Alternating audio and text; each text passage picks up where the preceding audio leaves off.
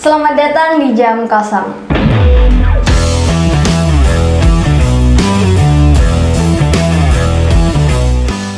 Nah, Jam Kosong ini adalah playlist baru di YouTube channel dari Perisai Pena. Nah, di Jam Kosong ini kita kolaborasi sama Poros Pelajar yang nanti isi-isinya tentang ide, gagasan, atau nanti di situ kita bakal diskusi atau penyampaian ide dan lain sebagainya oleh pelajar-pelajar di sekitar kita. Nah, hari ini banget nih di episode pertama kita kedatangan tamu yang spesial dari Poros Pelajar. Menggagas atau apa nih, Mas?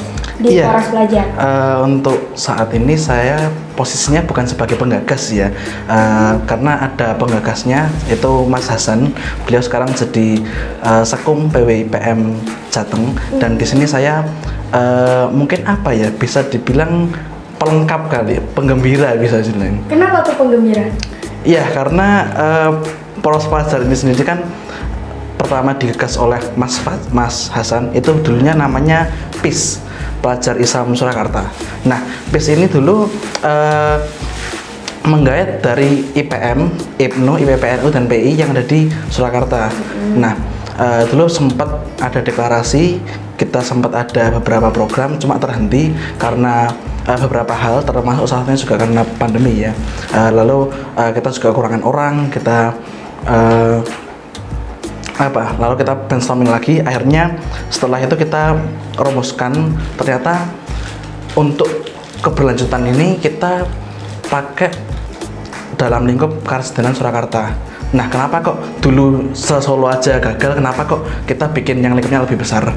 Nah, karena untuk lingkup yang lebih besar ini kita akan otomatis dapat lebih banyak personil untuk nanti menggerakkan event-event kita ke depannya. Mungkin juga karena nanti di dalam ini nanti kita juga akan ada diskusi, kita akan ada sharing-sharing, dan kita ada forum-forum. Nah, itu kan memerlukan otomatis lebih banyak orang. Nah, dengan adanya lebih banyak orang, mungkin program-program kita bisa berjalan lebih kontinu, lebih konsisten, dan lebih sustain. Nah, begitu mungkin ya. Untuk menjawab pertanyaan tadi, di sini saya cuma ikut menjadi pelengkap atau penggembira saja.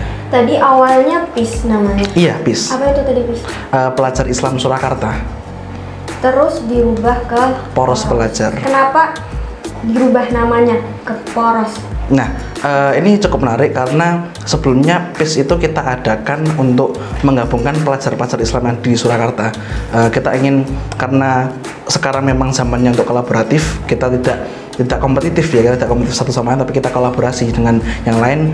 Nah, saat itu yang kita pikirkan adalah bagaimana kita menyatukan teman-teman pelajar Islam, kita menggabungkan teman-teman saudara seiman. Nah, cuma lambat laun kita berdiskusi lagi dengan teman-teman, akhirnya kita buat konsep Poros Pelajar ini seperti halnya asosiasi.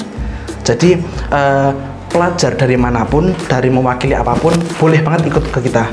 Mungkin nanti kedepannya bisa juga dari forum Rohis di Surakarta, atau mungkin nanti forum OSIS di Surakarta, atau mungkin nanti juga pemuda-pemuda lain yang terkhususnya bergerak dalam pelajar ya, itu nanti untuk bisa bergabung dengan kita. Cuma untuk saat ini pelopornya adalah IPM, IPNU, IPPNU, dan PI, begitu. Oke, jadi kan ada dari nggak hanya IPM doang kan? Iya. Ada IPNU, IPPNU, dan sebagainya. Nah, itu kalau misal digabungin dalam satu forum nih, dan kita tahu kan itu bisa disebut apa sih? Forum? OKP. OKP ya? Iya. Itu kan punya arah pandangan sendiri-sendiri. Iya. Nah, kalau kita jadikan satu forum nih, gimana sih caranya menggabungkan biar OKP ini tuh satu pandangan di forum ini gitu? Nah, itu kan agak susah nih ya. Iya, pasti, karena kita punya berbagai latar belakang, kita punya ideologi kita masing-masing, kita membawa kepentingan kita masing-masing. Nah, di sini menariknya, dan di sini kenapa kita bentuk ini. Seenggaknya, walaupun nanti kita di sana itu akan ada banyak perbedaan, setidaknya kita bisa menerima perbedaan itu. Jadi setidaknya mungkin kita berbeda hanya dalam mungkin ranah gerakan atau mungkin ideologi, tapi kita ingin satukan bahwa kita ini Indonesia, kita ini satu generasi, kita dalam satu persaudaraan. Walaupun mungkin setidaknya mungkin di dalam hati kita terdapat gerak yang berbeda, ideologi yang berbeda, setidaknya nanti pada saat kita berseberangan kita bisa sepakat bahwa kita tidak sepakat akan sesuatu yang mana nanti kedepannya akan sangat-sangat membantu untuk menghindari konflik-konflik yang mungkin akan datang dan konflik yang tidak perlu sebenarnya, karena banyak di generasi-generasi sebelum kita banyak sekali perpecahan, banyak sekali mungkin jarak di antara kita hanya karena perbedaan-perbedaan yang aslinya sudah bisa diselesaikan apabila kita bertabayun bersama, apabila kita memiliki forum bersama. Nah, forum ini diadakan untuk itu, untuk kita bisa mengutarakan apa sih aslinya, apa yang kita inginkan, apa sih yang gerakan kita lakukan, sehingga nanti di dalam forum itu nanti kita bisa menyatukan, walaupun tidak bisa menyatukan secara ideologis, kita tidak bisa melakukan menyatukan isi hati, tapi setidaknya kita bisa menyamaratakan gerakan. Kita bisa buat suatu haluan khusus untuk pelajar dan generasi kita kepada sebuah perubahan yang lebih baik. Mungkin itu yang kita gagas untuk poros pelajar ini. Ini ya, poros pelajar itu ini sebuah forum kan? Yeah. Itu nanti di dalamnya kayak ada semacam ketua atau emang ngalir aja? Nah, untuk mengantisipasi itu kita juga mengantisipasi ya, terutama nanti ke depannya mungkin akan ada seperti halnya KNPI atau mungkin yang lain, itu kan ada sistem struktural yang mana nanti akan amat sangat berisiko untuk ke depannya. Nah, nanti ke dalam ini kita menggagas struktural yang berupa komite atau mungkin bisa dibilang dengan dewan. Jadi per OKP, per daerah bisa mengirimkan satu orang. Nah, nanti di dalam dewan itu mereka semua memiliki hak yang sama, mereka memiliki suara yang sama. Jadi tidak akan ada dominasi di antara kita. Kita semua duduk bersama, kita sama rata dan tidak ada yang lebih tinggi ataupun lebih rendah. Nah, nanti apabila di kemudian hari kita butuhkan suatu kepanitiaan untuk mungkin membahas tentang riset, atau mungkin kita akan mengadakan sebuah acara, atau mungkin kita ingin melakukan sebuah gerakan, nanti akan kita bentuk kepanitiaan yang bersifat sementara. Jadi struktural yang ada di poros pelajar ini semuanya bersifat sementara kecuali dewan atau komite yang kita tunjuk dari koordinator OKP per daerah tadi. Begitu. Kalau semisal forum untuk kita diskusi pelajar kan nanti kan jadi satu gitu, terus kita diskusi tentang perbedaan dan sebagainya. Itu kan saya rasa mungkin teman-teman lain juga ngerasa itu juga sering kita temui di luar sana. Yeah. Nah, apa sih yang buat beda poros pelajar sama mungkin forum atau komunitas yang lainnya gitu? Ataukah kayak cuman kita diskusi doang, terus kita menyelesaikan masalah, atau ada yang lain yang something special dari poros pelajar ini gitu? Menarik, mungkin pertanyaan yang menarik, mungkin ada beberapa gerakan dan ada mungkin banyak gerakan-gerakan di luar sana, seperti contohnya seperti kelompok Cipayung dan mungkin beberapa gerakan-gerakan yang mengikat beberapa OKP ya. Nah, cuma dalam poros pelajar ini kita memang tidak berniat untuk tampil menjadi lebih spesial, tidak. Cuma kita punya beberapa gagasan yang dimana gagasan itu tadi kita menyamaratakan gerakan pelajar, kita menyamakan gerakan pelajar, kita membuat sebuah haluan baru untuk pelajar. Nah, mungkin nanti ada hal-hal yang menarik, mungkin selain kita akan ada diskusi, mungkin kita per 3 bulan sekali, ini konsep yang kita rencanakan itu akan ada acara-acara akbar.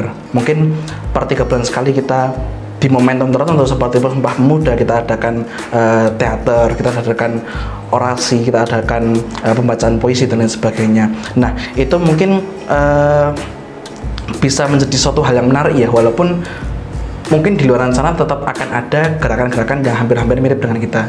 Cuma memang dari awal kita tidak berniatkan untuk tampil spesial. Kita yang kita gagas adalah pertama kebersamaan dan kesatuan langkah pelajar terutama di Sekaris dengan Surakarta ini.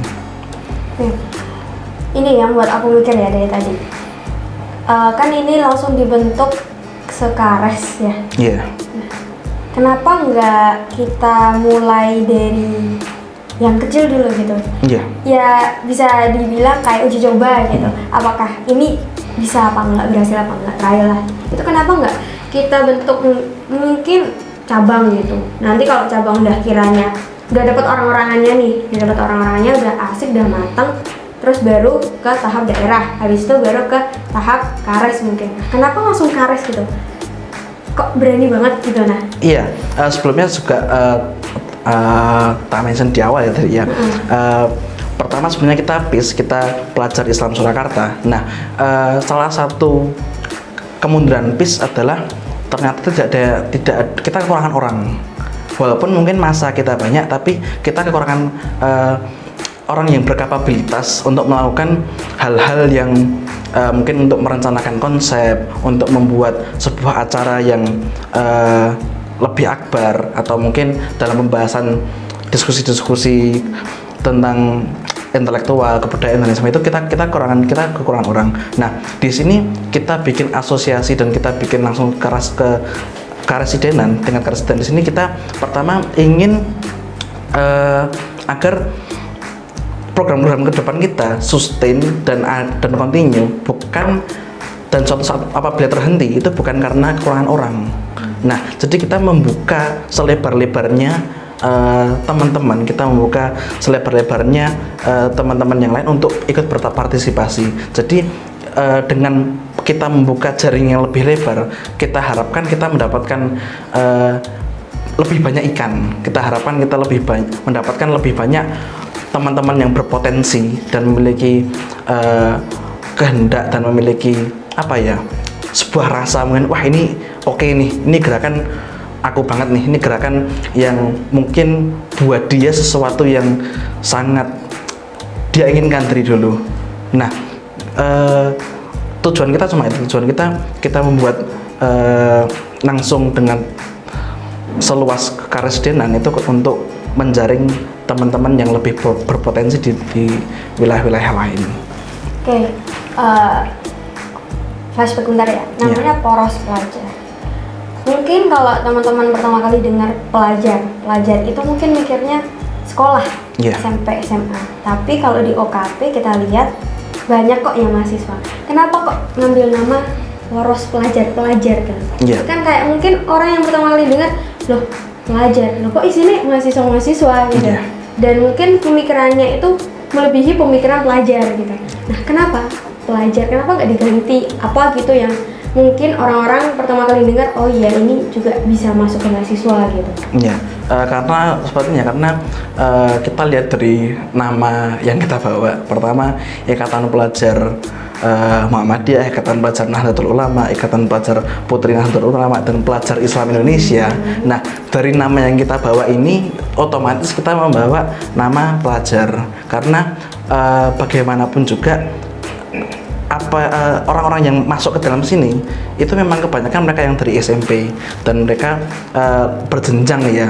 Dan kenapa kok masih banyak mahasiswa yang ada di keorganisasian pelajar ini? Karena memang dalam tingkatan yang lebih luas, seperti halnya di cabang untuk di Muhammadiyah, atau mungkin pimpinan anak cabang di Nahdlatul Ulama, dan mungkin sampai ke daerah, dan untuk cabang di beberapa OKP yang lain, itu ternyata memang teman-teman SMA masih ada sebuah halangan, masih ada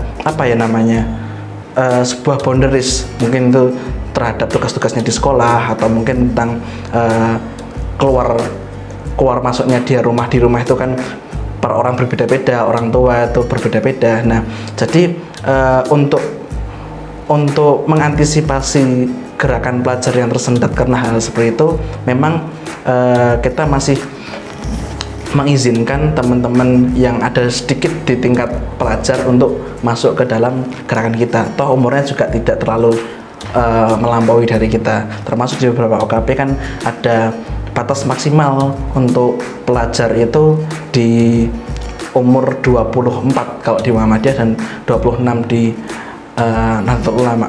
Nah, dan juga untuk teman-teman PII sendiri pun memang benar-benar mereka memang literally pelajar, memang ya benar-benar pelajar untuk teman-teman PII. Jadi karena kita membawa nama pelajar, dan di dalamnya pun juga lebih banyak pelajar. Jadi tetap kita membawa nama Poros Pelajar untuk asosiasi kita yang kita buat saat ini. Oke, udah ada sedikit gambaran lah. Nah, itu mungkin Mas Alif nih ya, Mas Alif sebagai apa tadi di Poros Pelajar? Penggembira. Penggembira. Iya. Nah, penggembira di Poros Pelajar. Itu harapannya apa sih buat Poros Pelajar ke depannya? Ya, untuk saya pribadi harapannya itu adalah pertama, walaupun kita berbeda ideologi, walaupun kita mungkin dalam hati kita berbeda, atau mungkin kedepannya kita bisa tervisioner, mungkin kedepannya kita berbeda keyakinan, mungkin ada teman-teman dari lintas agama untuk masuk ke dalam asosiasi ini, setidaknya kita adalah satu generasi, kita memiliki satu bahasa yang sama, kita memiliki bangsa yang sama, dan kita memiliki negara yang sama. Nah, di situ yang saya tekankan bahwa kita pelajar, saya sendiri ingin menunjukkan bahwa kaum pelajar, seperti dalam bahasa ya, pelajar, maka orang-orang yang belajar otomatis mereka terpelajar dong. Nah, saya harapkan orang-orang yang terpelajar dan berpendidikan ini mampu menjadi jembatan, mampu menjadi penyatu umat-umat, mau menjadi penyatu antar ideologis ini. Jadi kita tidak akan terkotak-kotakan oleh ideologi atau mungkin sedikit perbedaan atau mungkin keberbedaan suku, ras, dan agama. Saya ingin pelajar ini, kaum yang terpelajar ini menjadi jembatan untuk mereka semua. Ingin menjadi pengikat untuk teman-teman kita yang lain. Nah, saya harapkan Poros Pelajar ini mampu untuk membawa misi tersebut, terutama untuk negeri kita ya, untuk Indonesia yang berlandaskan Pancasila dengan apa namanya Bhinneka Tunggal Ika itu ya. Jadi kita benar-benar mengusung keberagaman tadi. Jadi termasuk salah satunya di dalamnya tentang toleransi, tentang kita duduk bersama. Salah satunya lagi, dan juga kita ingin bahwa besok kedepannya itu saat ini kita lihat saat ini, di saat ada seorang ustadz dan seorang pendeta itu duduk, orang masih lihat, wah kok iso ngono kuwi ya.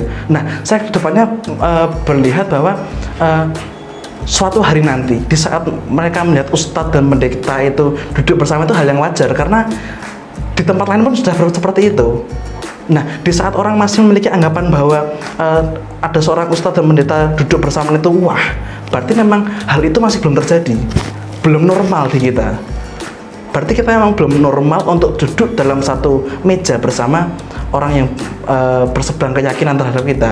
Mungkin kita juga belum normal untuk duduk dalam satu meja dalam orang-orang yang berbeda ideologis dengan kita. Nah, saya harapkan dalam Poros Pelajar ini turut membantu menormalisasi hal seperti itu. Bahwa walaupun kita berbeda ideologis, kita berbeda keyakinan, tapi kita satu loh. Kita Indonesia loh. Kita sama-sama pemuda dan kita membawa misi yang sama. Kita dalam gerak yang sama. Nah, itu apa namanya, pandangan visi saya jangka panjang ya, dan juga harapan saya kenapa saya bergabung dalam Poros Pelajar ini. Begitu. Kalau semisal nih, kan udah dibentuk nih Poros Pelajar dan menggabungkan beberapa OKP gitu. Pasti di awal-awal pembentukan tuh pasti ada resiko dong. Pasti. Nggak mungkin pertama kali dibentuk OKP itu langsung kompak, langsung satu pandangan. Nah, itu gimana dari mungkin Mas Alif atau mungkin orang-orang di balik layar pembentuk Poros Pelajar ini mempersiapkan, pasti udah ada persiapan untuk menghadapi resikonya. Apa yang udah dipersiapkan? Ya, terutama kita satukan ideologi ya. Kedua, bukan menyatukan ideologi, tapi kita menyatukan pandangan dulu. Gerak kita mau kemana? Langkah kita mau kemana? Haluan kita mau kemana? Nah, dan di setiap rapat rapat-rapat yang telah kita lakukan, kita selalu mengedepankan karena tadi kita tidak ada yang tinggi dan yang rendah ya, kita sama-sama satu suara. Kita ajukan ke forum, apapun konsepnya itu, apapun gagasan itu, kita ajukan ke forum. Nah, nanti biar forum yang menentukan enaknya bagaimana. Nah, saya rasa nanti dengan adanya itu dapat meminimalisir, walaupun masih akan ada risiko-risiko kecil, akan dapat meminimalisir untuk terjadinya perpecahan. Nah, untuk risiko-risiko yang kecil tadi gimana? Mungkin kita bisa melakukan komunikasi yang lebih intens, kita melakukan pemahaman, dan juga kita bicarakan lagi tentang mau kemana sih kita ini, masa gerakan kita yang kedepannya ini untuk Indonesia, gerakan untuk menyatukan gerakan kita, gerakan pelajar, masa hanya terhenti karena satu dua sedikit perbedaan sih gitu. Mungkin nanti kita akan lebih mengintenskan komunikasi di antara kita. Dibentuknya poros pelajar ini apakah ada sangkut pautnya di tahun 2024? Nah, kan tadi kan Mas Ali bilang isinya itu OKP, ada pelajar, ada mahasiswa, di mana mereka tuh udah punya hak suara gitu. Yeah. Nah, apakah ini ada sangkut pautnya gitu di tahun 2024? Iya, memang akan ada banyak perspektif ya, kan ada banyak pandangan-pandangan orang tentang apakah gerakan ini berafiliasi dengan politik praktis. Ya, seperti yang kita ketahui ya, memang beberapa pendekatan parpol sekarang itu adalah untuk mencari pemilih pemula. Nah, dan juga dalam rentang waktu dari 2022 ke 2024 ini kan ada rentang waktu 2 tahun, yang mana mungkin teman-teman dari kelas 1 SMA pun sudah didekati dengan parpol untuk tujuan mendapatkan suara untuk 2 tahun ke depan ya. Nah, tapi dalam politik praktis ini amat sangat hal yang amat sangat riskan ya. Jangankan perbedaan keyakinan ya, dalam satu keyakinan pun saja, dalam satu ideologi pun saja, itu akan ada sedikit perpecahan, akan ada perpecahan apabila terdapat di dalamnya itu politik praktis. Nah, kita dengan saya dan teman-teman dapat menjamin bahwa gerakan ini netral dan tidak akan terpengaruh atau terkontaminasi dari gerakan politik praktis tersebut, karena ini sangat mengancam integritas kita sebagai poros pelajar, dimana kita tidak mungkin menyatukan pandangan teman-teman yang lain, kita tidak mungkin menyatukan pandangan teman-teman, jangan dari berbeda OKP ya, dalam satu OKP pun sendiri kita bisa berbeda pilihan politik. Nah, apalagi nanti dengan diversity-nya poros pelajar, di saat kita bawakan sebuah gagasan tentang politik praktis, itu sebuah threat yang besar, itu sebuah ancaman yang besar untuk kehadiran poros pelajar itu sendiri. Jadi demi kebaikan bersama dan demi keberlangsungannya poros pelajar ini, saya dan teman-teman menjamin bahwa gerakan ini tidak akan berafiliasi dengan politik praktis manapun. Menjamin ya? Iya, menjamin. Jaminannya apa tuh? Biar kita banyak loh dari forum atau komunitas lain bilangnya kayak gitu, iya, tapi aslinya di balik layar kayak gitu gitu. Iya. Jaminan apa yang bisa dari poros pelajar berikan ke kita gitu, para pelajar gitu? Mungkin kredibilitas kita sendiri ya, di saat kita berafiliasi dengan politik praktis, maka pasti akan ada perpecahan di dalam internal kita. Nah, di saat itu terjadi, kemungkinan besar dan ini hal yang hampir sangat mungkin terjadi adalah perpecahan dari kita sendiri dan tidak terbentuknya poros pelajar. Jadi mungkin jaminannya itu adalah kredibilitas kita sendiri. Oke. Mungkin itu ya, atau iya, ada tambahan lagi biar teman-teman lebih paham gitu tentang poros pelajar itu apa gitu. Iya, mungkin untuk teman-teman sekalian, dalam poros pelajar ini kita apa ya, aku sendiri juga agak bingung sih kita mau ngomong apa sih. Nah, begini teman-teman, dalam poros pelajar kita memiliki satu visi yang sama, yaitu kebersamaan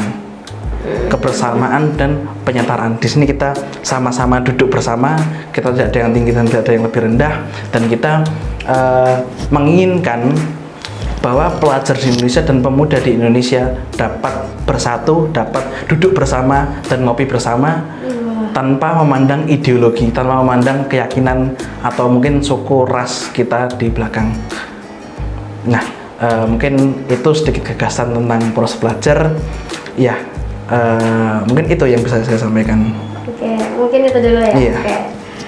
Baik teman-teman, mungkin di Jam Kosong episode pertama hari ini kita mungkin baru perkenalan tentang poros pelajar. Nanti bakal kita mungkin diskusi bareng, ngobrol bareng tentang poros pelajar di episode-episode selanjutnya nanti bareng teman-teman dari OKP yang lainnya ya, insya Allah gitu, dari IPNU, IPPNU, apalagi tadi? PII dan sebagainya gitu. Nah, jadi teman-teman silakan pantengin terus di playlist Jam Kosong di YouTube channel Perisai Pena gitu. Nah, mungkin itu yang bisa saya dan Mas Ali sampaikan. Sampai jumpa di episode-episode selanjutnya. Bye-bye!